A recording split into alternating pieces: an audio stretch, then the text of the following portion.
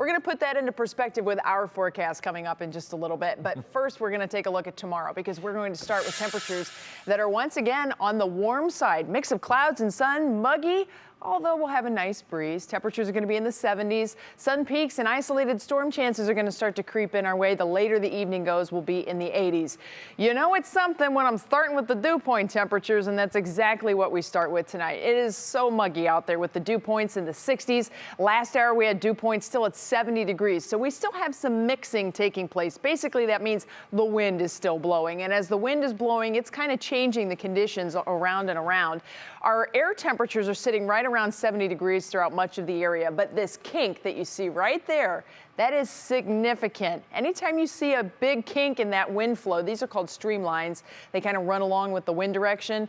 That means there's some kind of a boundary, and in this case, it is a frontal boundary that is sitting across the Great Lakes region. This frontal boundary is dividing much cooler, drier air to the north from the warm, super humid air that we have sitting over us now.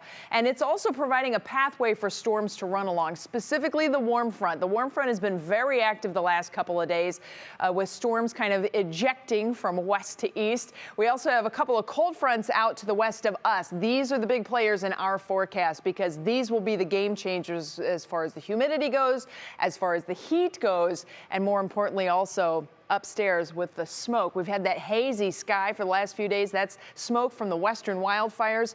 These fronts and the air mass that's coming in with them will help to clear all of that out.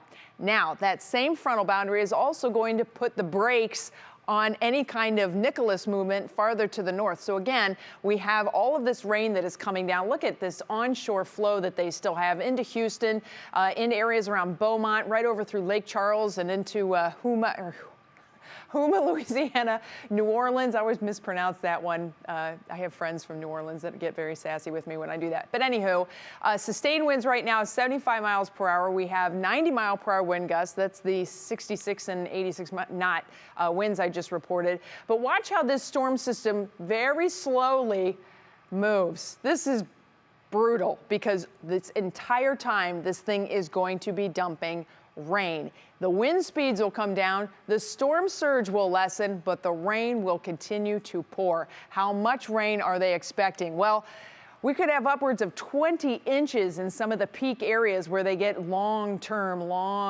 support rain. But you could see easily 10+ inches of rain in Lake Charles, Louisiana, southern Louisiana, and these are the same areas that have been hit time and time and time again already this hurricane season. So that is certainly some very sad news.